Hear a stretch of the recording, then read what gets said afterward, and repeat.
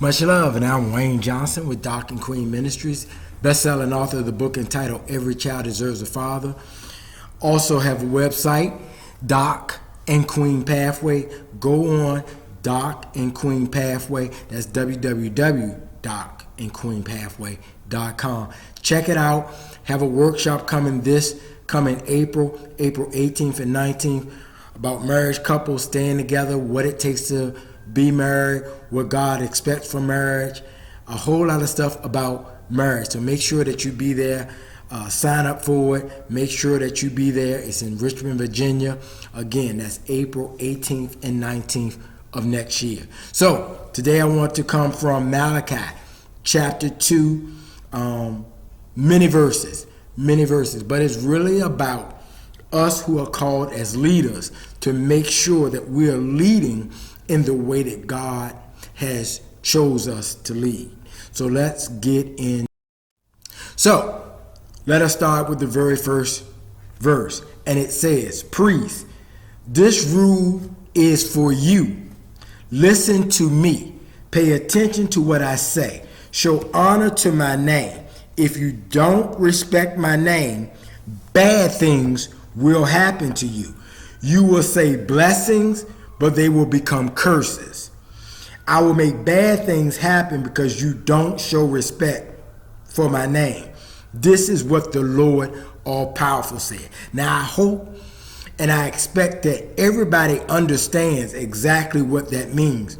The Lord is calling for us leaders, and in this it says, "Priest, this is for you. Listen to me." So God said you're gonna by not respecting his name, you think that you're going to get blessings, but they're actually going to be curses. And so we know we all want blessings, but the last thing we want is to be expecting blessings and to be receiving curses. Now, verse 3 picks up and says, "Look, I will punish your descendants. During the festivals, your priests offer sacrifice to me.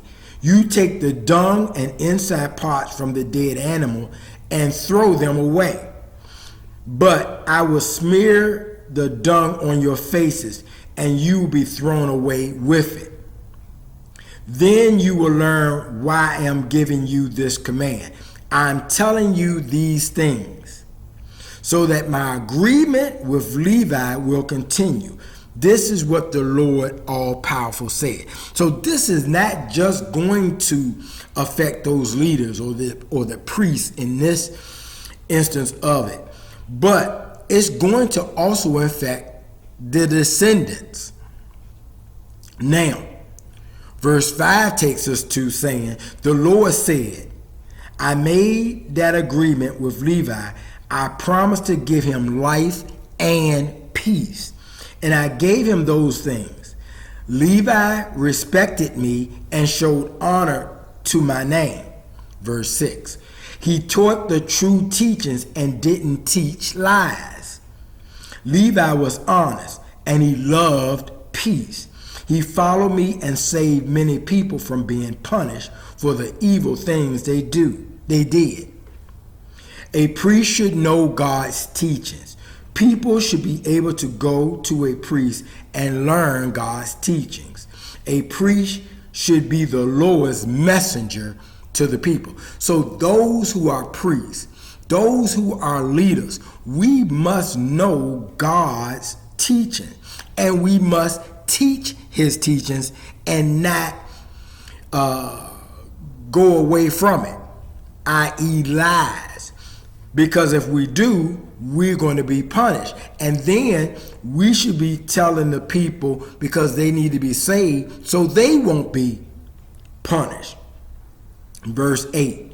"But you priests, stop following me. You use the teachings to make people do wrong.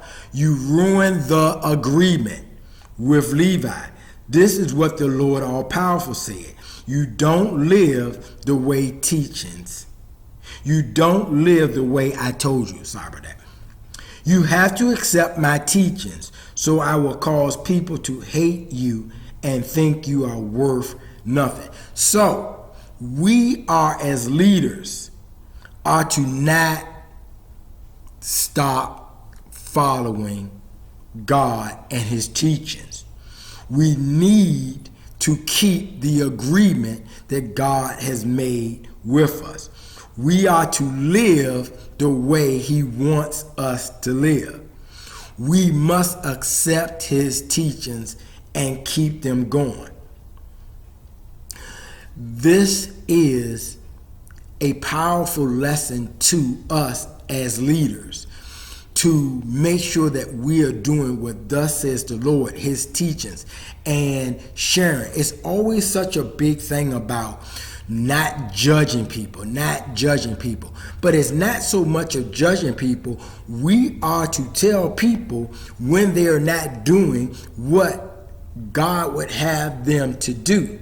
We still have a responsibility to tell what is right, the teachings of God. And so we can't be quiet, because we as leaders are held to a higher standard, because we have people that we have to share the good news to. And so it's bigger than just us. We have so many people to give God's teachings to. And not only that, we are to know his teachings. And the only way to know his teachings is to study his word. Read it, study, commune with God, so you can share God's powerful word. You want your blessings not to be turned into curses. You want your blessings to be blessings. Take care. God bless. And once again, much love.